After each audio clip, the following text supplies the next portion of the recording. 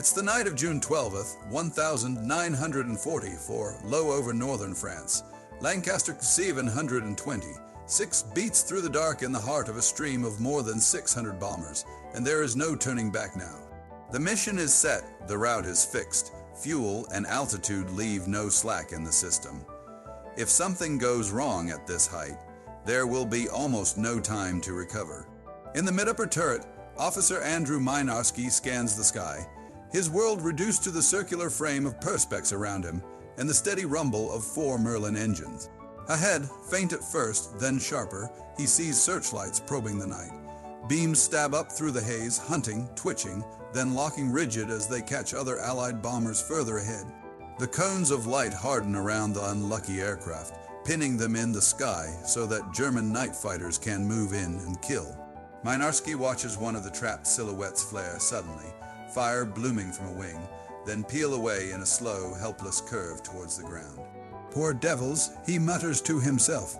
In the cockpit of KB726, where old pilot Arthur De Breyne sits tense at the controls, shoulders tight, eyes flicking between the dimmed instruments and the horizon.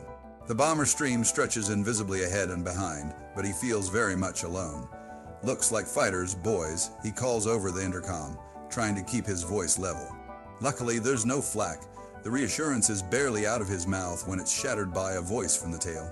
Light flak below, Skipper 22, where old rear gunner Pat Brophy reports urgency cutting through the intercom's crackle.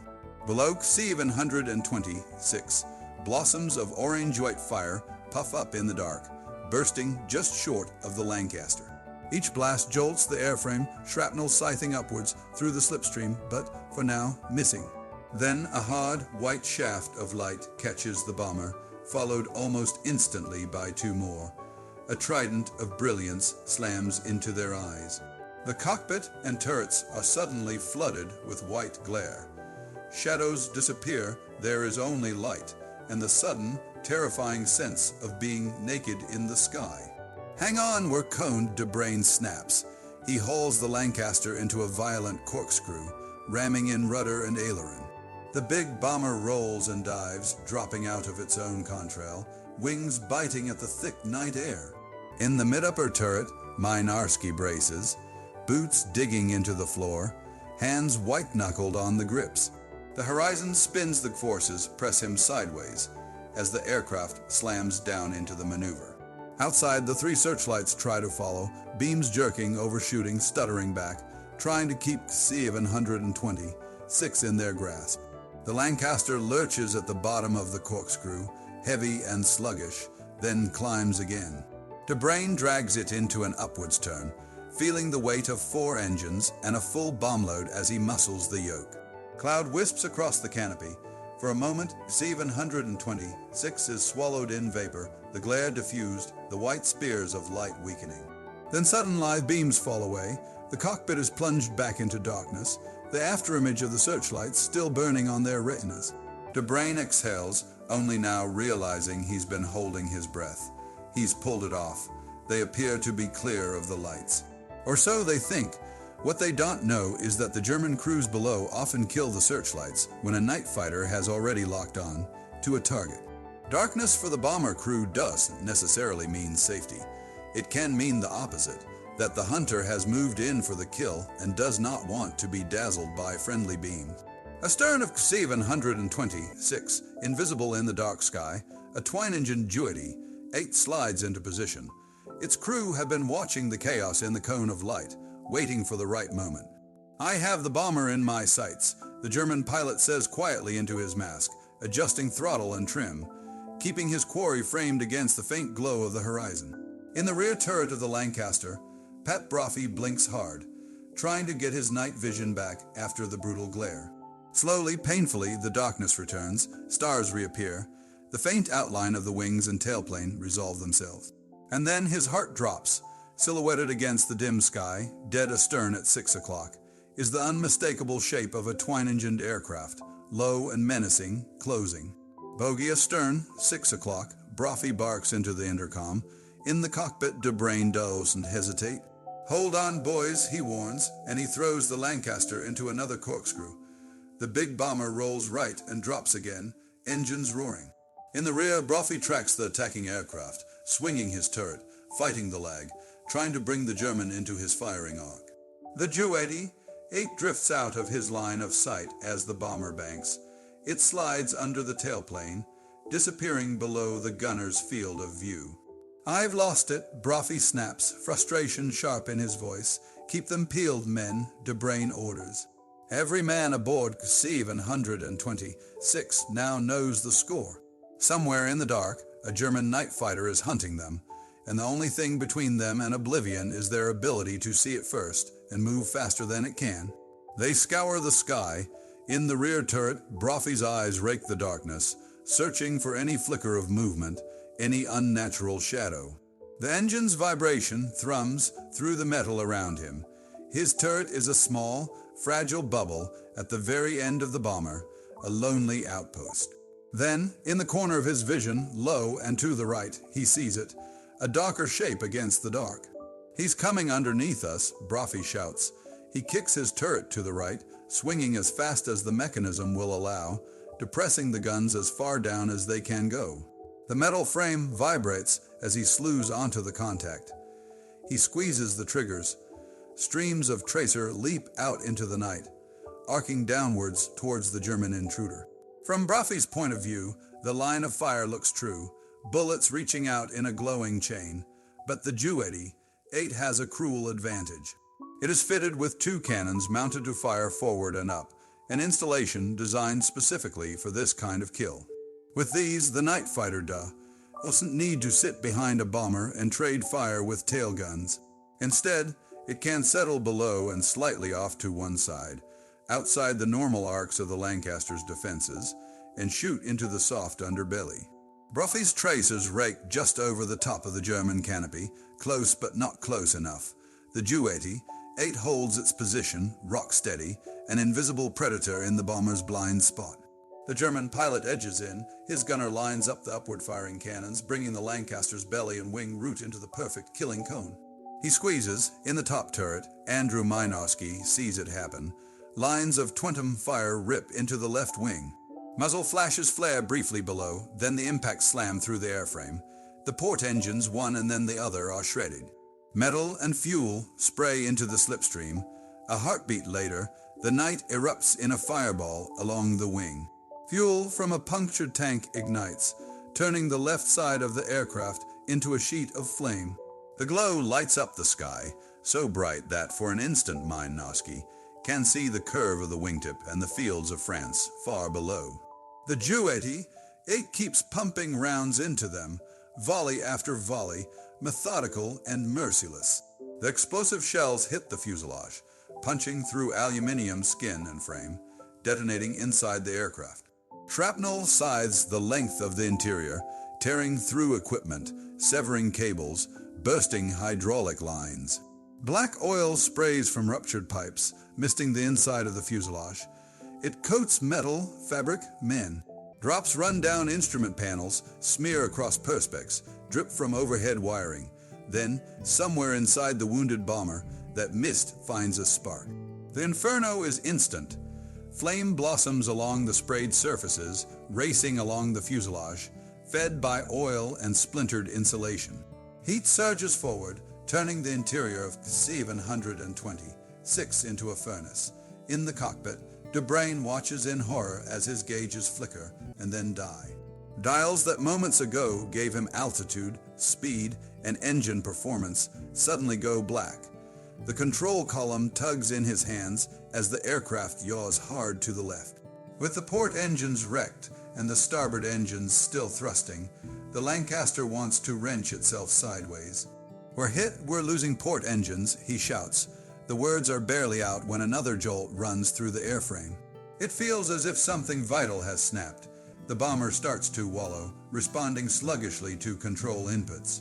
It threatens to roll and tumble, pulled by asymmetric thrust and the drag of the damaged wing. De Breyne fights the yoke, muscles already burning, wrestling the giant machine to keep its wings approximately level. The smell of burning fuel and hot metal floods the cockpit. His eyes shoot to the altimeter, but its face is dark now, useless. They are flying a low-level mission. At this height, there is almost no room to fall before the ground reaches up to take them. Without an altimeter, he is effectively blind to how much space is left. If we're dropping, we don't have much time, he thinks, cold calculation cutting through the chaos for a second. The Lancaster is on fire, systems are failing, and the bomber stream thunders on without them into the darkness ahead. Inside KB726, the margin for survival shrinks with every passing heartbeat. Flames crawl along the inside of the Lancaster, the heat building, the controls growing heavier in De Breyne's hands. He knows the aircraft is dying. Bail out, fast, he orders, voice clipped, decisive. His hand slams down the bailout signal trigger, sending the coded alarm to the men in the turrets and the rest of the crew scattered through the fuselage. It's the last order he can give them, while he still has some measure of control over the machine. Behind him, helmets snap up, harnesses are unfastened, hands scrabble for parachutes in the strobing glow of the fire. But at the very tail of the bomber, Pat Brophy hears none of it. He sits in his isolated bubble of perspex and metal, cut off from the rest of the world except through the intercom. And right now, that intercom is dead. "Skipper, Skipper, can you hear me?" he calls, thumb pressing the transmit button again and again. Only silence answers. Anyone? "Skipper," he waits, listening hard, ears straining for the faintest reply. Nothing, not even static. The hits that ripped through the fuselage have severed his only line of communication. While the rest of the crew are already moving to escape, Brophy still expects orders, still thinks the mission is running, and the skipper will tell him when to leave. Warm air starts to push through the seams around him, wrong somehow, too hot, too fast. He feels it on the back of his neck. He glances over his shoulder as far as the cramped turret will allow. Fire. Flames are licking their way up the fuselage towards him, growing, rolling along the interior, illuminating the structure in a hellish orange. The light pulses and flickers, shadows leaping around the complicated framework of metal and cables. His eyes jump to the parachute hanging on the wall in the main fuselage, just behind where his turret's rear doors should line up. The flames are already reaching towards it. If the chute goes up, he has no way out at all. He presses hard on the rotation pedal to swing the turret, to bring the doors into line with the fuselage so he can step back inside, unclip, and go for the escape hatch like everyone else. Nothing happens. The turret doesn't move. No reassuring whine of hydraulics, no slow swivel, just the same view, the same frame, the same growing heat on his neck.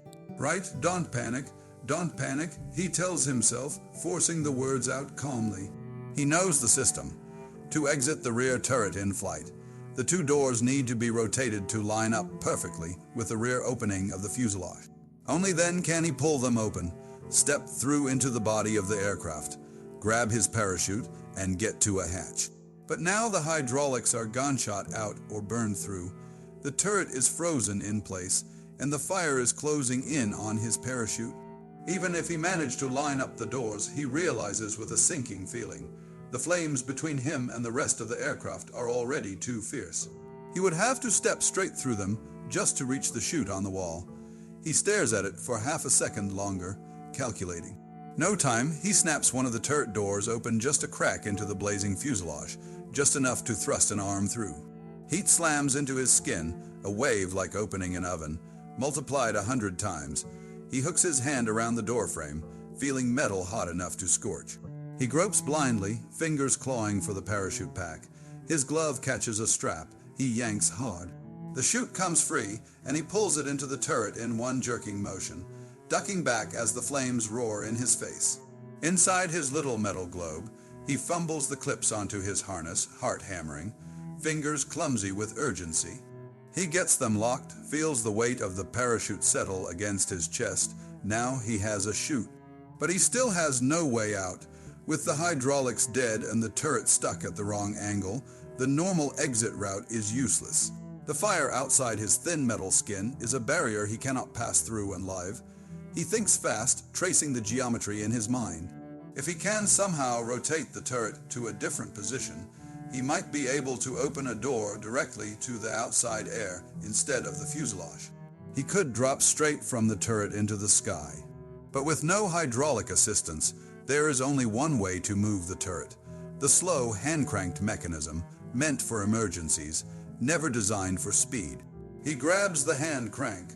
Metal bites his palm. He starts turning it, putting everything he has into the effort. The mechanism groans in protest, stiff and unresponsive, the internal damage and lack of fluid fighting him every inch of the way.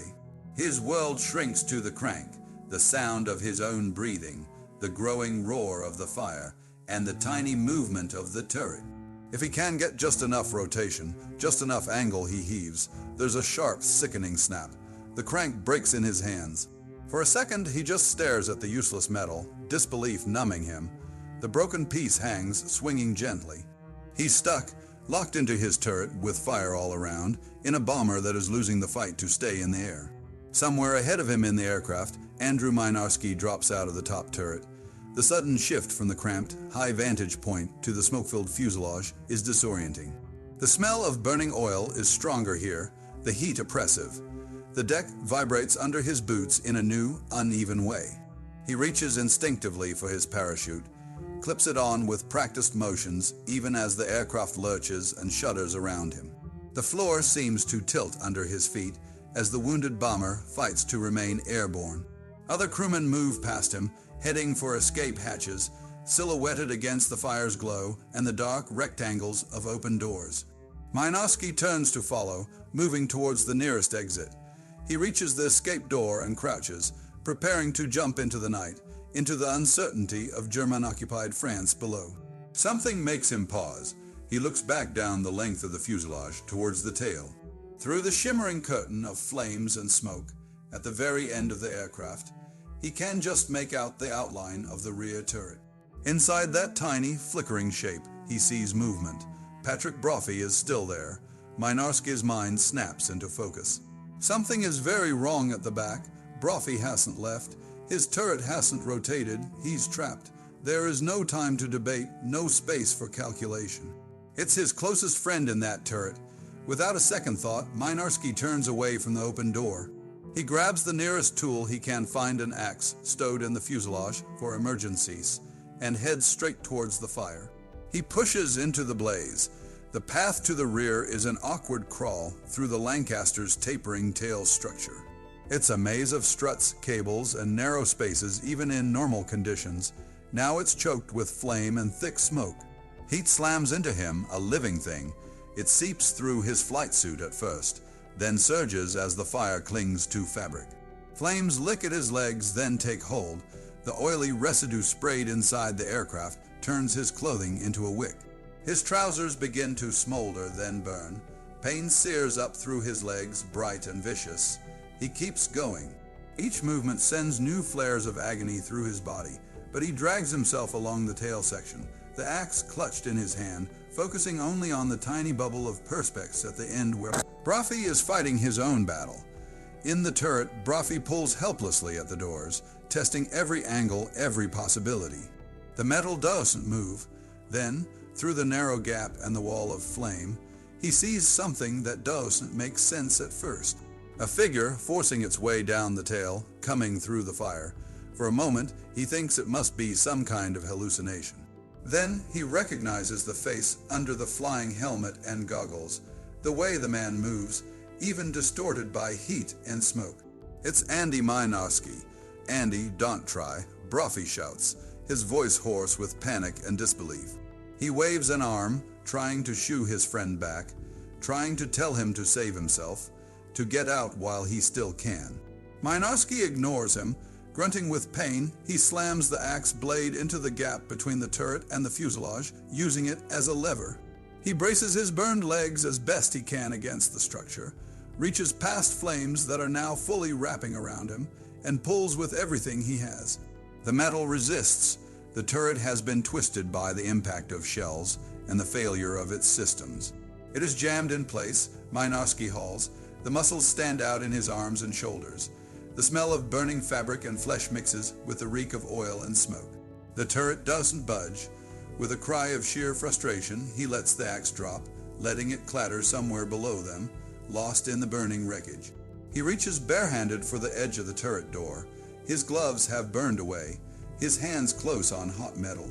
He pulls, the pain is immediate, volcanic. Skin burns against steel.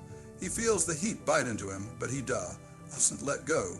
The frame creaks under his desperate strength and the flex of the damaged structure. The turret begins to turn, just a fraction, just enough that the door shifts in its runners.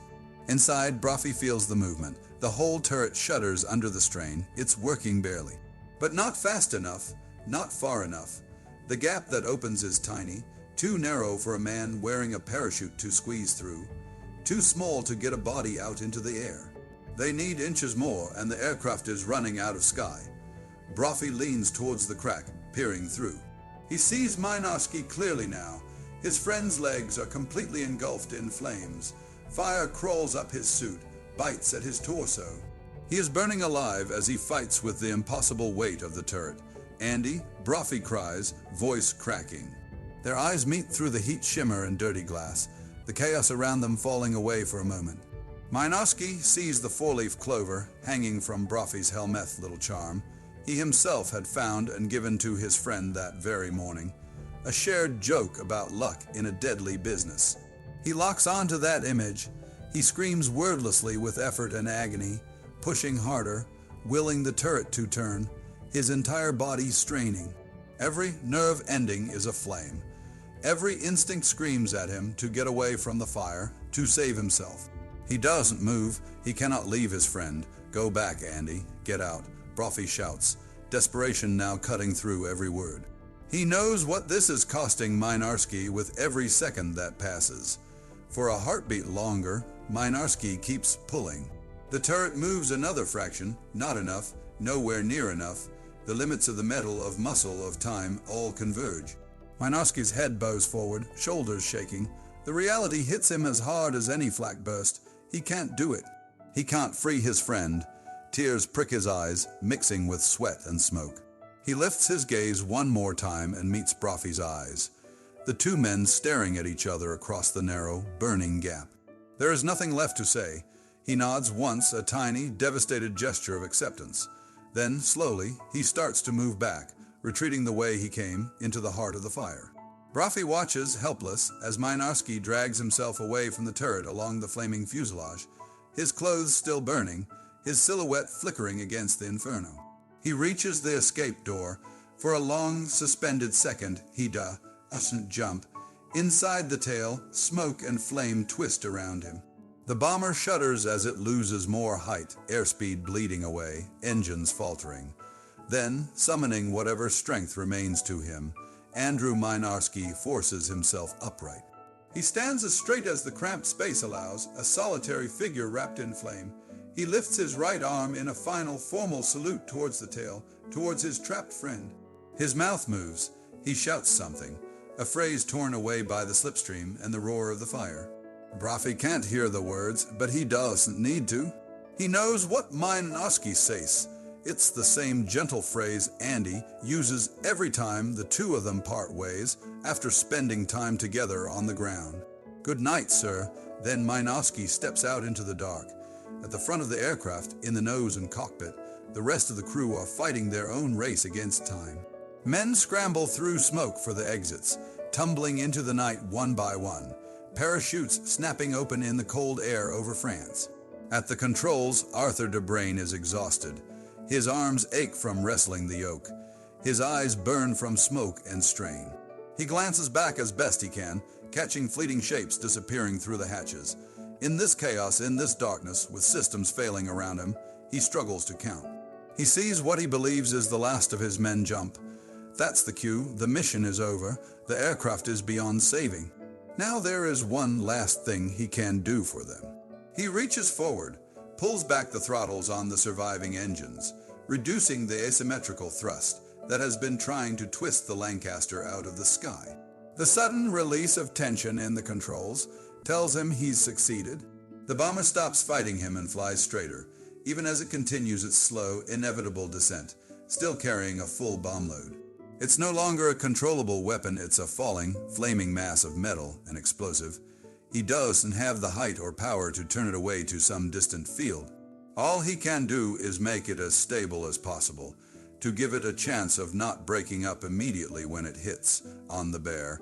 Faint hope that anyone still inside might survive the impact. He lets go of the controls. The yoke hangs loose in front of him. Then Arthur De Breyne turns and runs for the escape hatch. He drops through into the night. His parachute blossoms above him, jerking him hard as it deploys. Suspended beneath the canopy, he swings in the cold wind, watching the wounded Lancaster fly on, its wing ablaze, a trail of smoke and fire marking its last path over occupied France. He has no idea that one of his crew is still on board. Far behind, at the very rear of the dying bomber, Pat Brophy remains in his jammed turret, alone. He can feel the aircraft descending, the change in engine note, the strange lightness in his stomach as they approach the ground. The heat from the nearby flames is constant now, a wall against his back. He clasps his hands for a moment, head bowed. He prays not for himself. Hail Mary, full of grace, he begins quietly, voice barely audible above the rush of air and the distant roar of the burning wing. His thoughts are not on his own fear, but on the men who have already left the aircraft and on the one who went into the flames for him. I hope Andy got down okay, he adds, a private plea in the middle of the prayer. Pray for us sinners. The Lancaster glides lower and lower, no longer a bomber on a mission, just a crippled machine carried by momentum and gravity. Brophy feels the change in the air. The ground is close. He knows it's almost over. There is nothing more he can do. Somewhere below, dark woods wait. Somewhere below, dark woods wait. Meanwhile, far above that same occupied countryside, Andrew Mynarski falls through the night. His body tumbles away from the burning Lancaster, the rush of air feeding the flames that still cling to his flight suit. The heat roars in his ears, the cold of the upper air colliding brutally with the fire crawling over him. He yanks at the ripcord. The chute snaps open with a violent jerk, halting his fall for an instant, the harness biting into his shoulders and chest. For a moment, he hangs under the canopy, suspended between flame and darkness, between the inferno above and the unknown ground below. But the fire hasn't finished. Flames lick up the lines, hungrily seeking fabric. The parachute, already singed from the inferno inside the Lancaster, catches. Sections of the canopy begin to smolder, then ignite. One of the suspension lines parts with a sharp, invisible snap. The canopy lurches sideways. Another line burns through, then a third and a fourth. The balance of the chute collapses. What had been a blossom of fabric overhead becomes a torn, sagging shape, barely capable of holding air. Mynarski feels the change instantly. The slight, floating sensation disappears. Gravity grabs hold of him again. His descent steepens. The air hammers at him, the stars and ground beginning to spin. He drops faster and faster, out of control, the glow of his own burning clothes reflecting off the trees, racing up to meet him. Somewhere in that fall, the pain outruns conscious thought. He hits the ground hard, deep in enemy territory, his body broken, his burns catastrophic. The injuries he sustains in that impact, and from the fire, are beyond what any field care can save. Andrew Mynarski does not recover. Several miles away, over a dark French forest, the crippled Lancaster makes its final approach to Earth. It comes in low, its left wing still burning, the aircraft barely holding together as gravity and speed drag it down. There is no pilot at the controls now, no conscious hand guiding idly momentum and the final, indifferent physics of flight. The left wing clips the top of a tall tree. The impact is brutal and instantaneous. The wingtip snags, tearing through branches. The sudden, massive force yanks the aircraft sideways into a violent, uncontrolled turn. The Lancaster begins to cartwheel, its huge frame twisting under stresses it was never designed to bear. At the rear, the shock transmits straight into the turret mountings. The entire rear turret rips free from the fuselage, flung away like a stone from a giant slingshot. Inside, Pat Brophy feels the world explode around him. 1 second, he is strapped into a turret in a falling aircraft. The next, he is being hurled through space, still encased in his metal capsule as it tears through the forest canopy. Branches smash against the perspex, metal screams, the turret plummets, crashes through the trees, then slams into the ground with bone-shattering force. The impact flings Brophy out. He is thrown clear of the wrecked turret, hurtling across the forest floor. Then everything goes black. For a time there is only silence and the distant crackle of fire. When sound and sensation begin to seep back, it's gradual, hesitant. The first thing Brophy is aware of is the stillness, a terrible, absolute stillness after the chaos of engines, flak, and screaming metal. He opens his eyes. For a disorienting moment, he wonders if this is what death feels like. A forest of shadow and ember, trees standing like blackened pillars, their trunks washed in red by the light of nearby flame. He's lying on the forest floor, the smell of burning wood and aviation fuel heavy in the air. He can see the glow of a large fire behind him, casting flickering light through the trunks. The air is hot, but the sky above is dark and cold. He waits for pain. It doesn't come, not in the way he expects. He feels bruised, dazed, but nothing like the mangling he had imagined in his last moments in the turret. Fearful, he moves a hand, then an arm. They respond. He flexes his legs, half expecting one of them not to be there. They move. Slowly, cautiously, he rolls and pushes himself upright. He stands. Behind him, through the trees, the broken body of his Lancaster burns fiercely. What was once a four-engined heavy bomber is now a jagged heap of twisted, incandescent metal, raging with fire and sending sparks into the night. The light from the wreck illuminates the French forest in a hellish glow, shadows dancing across the trunks and low branches. Incredibly, impossibly, Pat Brophy is alive. The realization hits him in stages. He survived the fall. He escaped the burning aircraft. He is standing, whole, in the middle of enemy territory, with German forces all around and the wreck of a Canadian bomber lighting up the night not far away. Survival is only the first problem. The next is not being captured. His training and instinct kick in. As quickly as his battered body will allow, Brophy begins to strip away anything that could identify him or lead the enemy to him. Papers, bits of gear he no longer needs, anything that would help. The Germans piece together who he is and where he came from. One by one, he throws the items into the flames of the shattered Lancaster, feeding the fire that already devours the wreck. He works fast, knowing that the glow of the crash will draw attention from miles around. The forest crackles and hisses. Above him, the night that had been so full of bombers and flak now feels vast and empty. At some point after the crash, moving cautiously through occupied France, Brophy encounters members of the French resistance. They find him an airman out of place and out of time in their woods, and they choose to help. Quietly, at great risk to themselves, they hide him from German patrols and informers. Safe houses, barns, back rooms, and forest hideouts become his world. He moves when they tell him, eats when they can spare food, waits in silence when danger is near. Days turn into weeks. 2.5 months pass. The front line creeps closer as Allied forces push inland from the Normandy beaches. The sounds of distant artillery and aircraft change. Uniforms in the countryside begin to look different. The balance of power shifts. Eventually, Allied troops arrive in the area. Brophy steps out from hiding and back into the ranks of his own side, one of the lucky few to make it through a fall like that in enemy territory.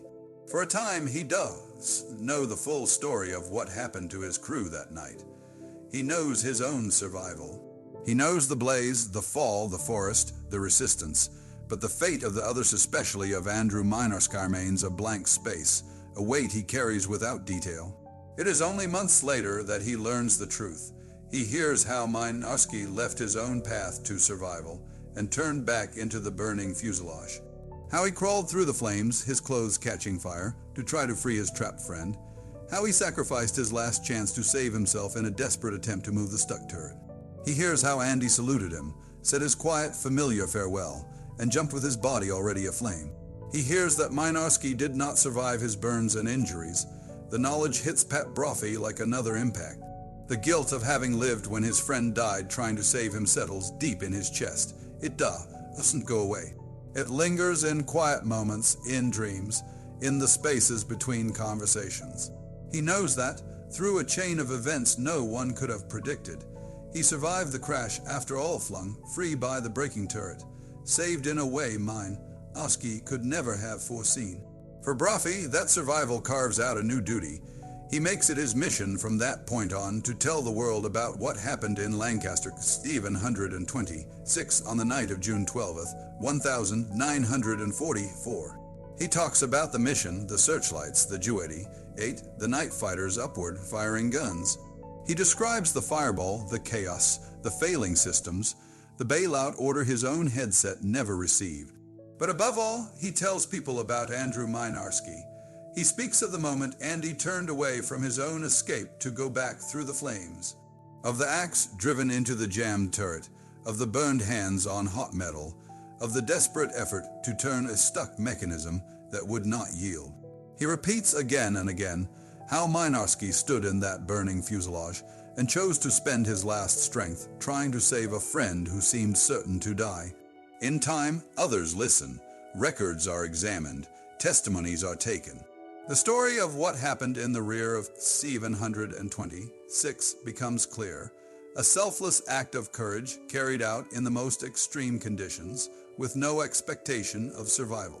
For those actions seen first, and by the very man he tried to save, Andrew Charles Mynarski is posthumously awarded the Victoria Cross. It is the highest award for gallantry in the face of the enemy that can be given. The medal's ribbon and metal can never bring him back. But the citation ensures that his choice, in those final desperate minutes over France, is remembered far beyond the small circle of men who once flew with him in Lancaster KB726. The mission that began as one of hundreds in a long war becomes, through his sacrifice, something larger. A story of what a single person can decide to do when there is almost no time, no hope, and no way back. A low-level night run, fuel set, route fixed. Those few seconds between fire and sky turned into a legacy. And Mynarski is not the only one. Other Lancaster crews face their own impossible choices in the dark over Europe. Other airmen find themselves outside the safety of the fuselage, clinging to the skin of their aircraft or crawling along the wing in the slipstream, fighting fire or damage while the raid still rages around them. Their stories, like his, are part of the same long, dangerous thread. Which moment in this story stays with you most? Decision to turn back into the flames, the broken hand crank in the turret, or the brutal, random way survival came in a French forest? In the end, do you think it was the machines that decided, that nighter, the choices of the men inside them? If you want to hear about the airman who went outside his Lancaster in Madrid to fight a fire on the aircraft itself, and other incredible escapes from death, make sure you like this video, subscribe, and tell us which mission you want to see next.